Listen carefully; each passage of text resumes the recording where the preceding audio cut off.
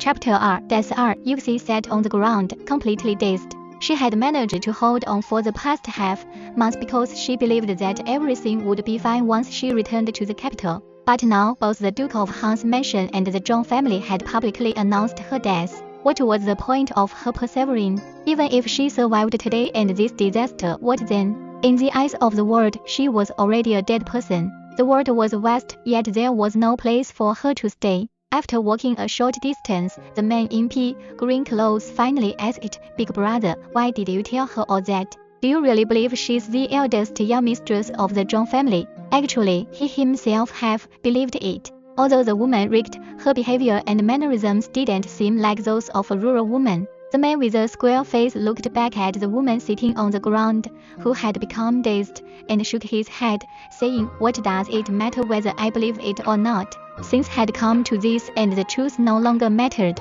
Upon hearing this, the man in green realized that the woman was indeed a girl from the Duke of Han's mansion. His gossipy heart was piqued. Speaking of which, why was the eldest mistress of the Zhang family sent to the rural manor? If she were in the capital, she wouldn't have ended up in such a tragic situation. The man with the square face replied, "The eldest mistress of the Zhang family was sent to the manor because she was accused of murdering an unborn child. That was a year and a half ago. This matter had been widely spread at that time, and many people in the capital had heard of it." The look of sympathy on the face of the man in green disappeared instantly, replaced by nothing but disgust.